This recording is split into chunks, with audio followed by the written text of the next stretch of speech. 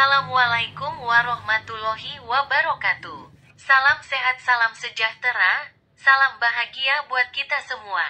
Sebuah kisah keteladanan yang pantas dijadikan sebagai suri tauladan bagi kita. Cerita Islami ketika Asy-Syibli dituduh bakil.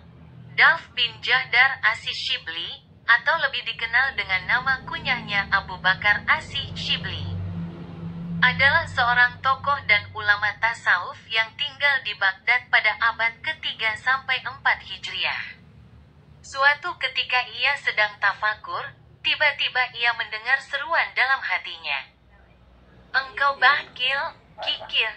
Dengan tegas Asy-Syibli menolak tuduhan dalam hatinya itu dan berkata, "Di dalam hati tentunya, aku tidak bakil."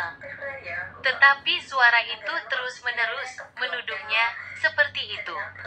"Benar, engkau memang seorang yang bakil."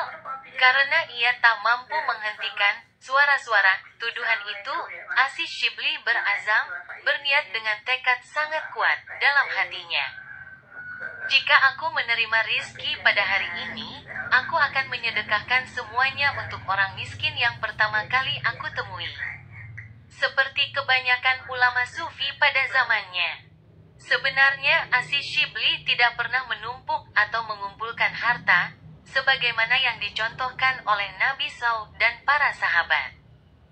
Ia hidup sangat sederhana dan lebih banyak menghabiskan waktunya untuk beribadah. Bahkan tidak jarang pada malam harinya ia bercelak dicampur dengan garam agar matanya tetap terbuka, agar tidak tertidur, dan makin banyak terisi dengan ibadah demi ibadah. Tidak begitu lama kemudian, datang seseorang yang menyedekahkan kepadanya uang sebanyak 50 dinar. Dinar adalah uang emas, dengan kadar sekitar 22 karat dan berat hampir 4 gram.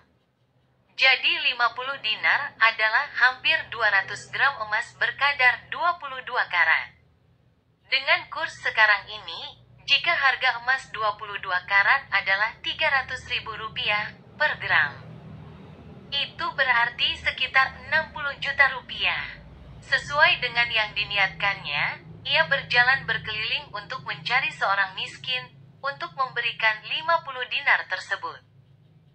Asy-Syibli bertemu dengan seseorang yang buta dan tampak sangat miskin, dengan pakaian sangat sederhana sedang bercukur. Segera saja ia menghampirinya, setelah mengucap salam. Ia menyerahkan uang itu semuanya, tidak satu dinar pun ia menyisakan, walau saat itu ia tidak memiliki apapun, bahkan sekedar untuk makan. Orang yang sedang bercukur itu berkata, "Serahkan saja kepada tukang cukur ini, yakni sebagai ongkos mencukur rambutnya." Asy-Syibli berkata, "Wahai Tuan, ini adalah uang-uang dinar, dan jumlahnya 50 dinar." Maksud Asy-Syibli adalah terlalu banyak jika semuanya itu untuk ongkos cukur, mungkin bisa disimpan sendiri oleh orang miskin dan buta itu, untuk memenuhi kebutuhannya dan memudahkan kehidupannya. Orang yang sedang bercukur itu mengangkat kepalanya, dan memandang kepada Asy-Syibli dengan matanya yang buta, kemudian berkata, "Bukankah telah dikatakan kepadamu bahwa engkau adalah seorang yang bakil?" Asy-Syibli tersentak kaget. Tidak disangkanya orang buta itu mengetahui perdebatan yang sedang berlangsung dalam hatinya.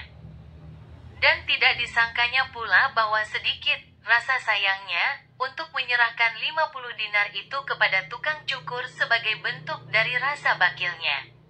Ia berpaling kepada tukang cukur itu, yang keadaannya pun tampaknya tidak lebih baik daripada orang buta yang sedang dicukurnya.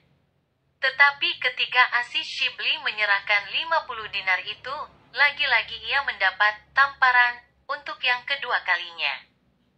Tukang cukur itu menolaknya dan berkata, "Wahai Tuan, sejak orang buta ini duduk di hadapanku minta dicukur, aku telah berniat kepada Allah, tidak akan menerima bayaran apapun.